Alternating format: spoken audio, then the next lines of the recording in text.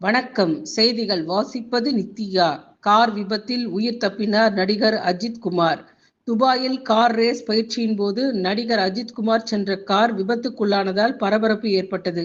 Car விபத்தில் நல்வாய்ப்பாக உயிர் தப்பிய அஜித் காயமின்றி நலமுடன் இருப்பதாக தகவல் வெளியாகி உள்ளன.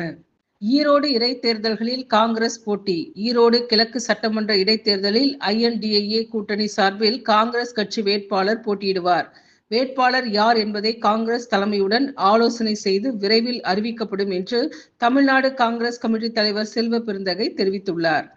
ஜனவரி 11 அதிமுக மாவட்ட செயலாளர்கள் கூட்டம் நடைபெற உள்ளது. அதிமுக பொதுச் செயலாளர் எடப்பாடி பழனிசாமி தலைமையில் ஜனவரி 11 அதிமுக மாவட்ட செயலாளர்கள் கூட்டம் நடைபெறும் என அறிவிக்கப்பட்டுள்ளது. சென்னை ராயப்பேட்டை அதிமுக தலைமை அலுவலகத்தில் ஜனவரி 11 பிற்பகல் 3 மணிக்கு கூட்டம் நடைபெறும் என்று தெரிவிக்கப்பட்டுள்ளது.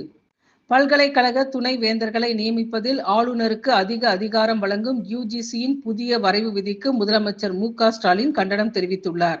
கல்வி சாராதவர்களை துணை வேந்தராக நியமிப்பது கூட்டாட்சி மீதான தாக்குதல். மக்களால் தேர்ந்தெடுக்கப்பட்ட மாநில அரசுகளை குறைத்து மதிப்பிடும் விதத்தில் உள்ளது என்று UGC விதிகள் உள்ளதாக தமிழ்நாடு முதலமைச்சர் மு.க.ஸ்டாலின் தெரிவித்துள்ளார். ஆளுநரின் சர்வாதிகாரத்தின் கீழ் பல்கலைக்கழகங்கள் செயல்படக்கூடாது. UGCயின் புதிய விதிமுறைக்கு எதிராக தமிழ்நாடு அரசு நீதிமன்றம் செல்லும் என்று முதலமைச்சர் மு.க.ஸ்டாலின் தெரிவித்துள்ளார். வடகொரியா மீண்டும் ஏவுகணை சோதனை நடத்தியது. வடகொரியா மீண்டும் ஏவுகணை சோதனை நடத்தியுள்ளதால் கொரிய தீபகற்பத்தில் பரபரப்பு ஏற்பட்டுள்ளது. வடகொரியா ஏவுகணை 1100 கிலோமீட்டர் தூரம் பயணித்து கடல் பகுதியில் விழுந்தது. 2025ஆம் ஆண்டில் வடகொரியா நடத்திய முதல் ஏவுகணை சோதனை இதுவாகும்.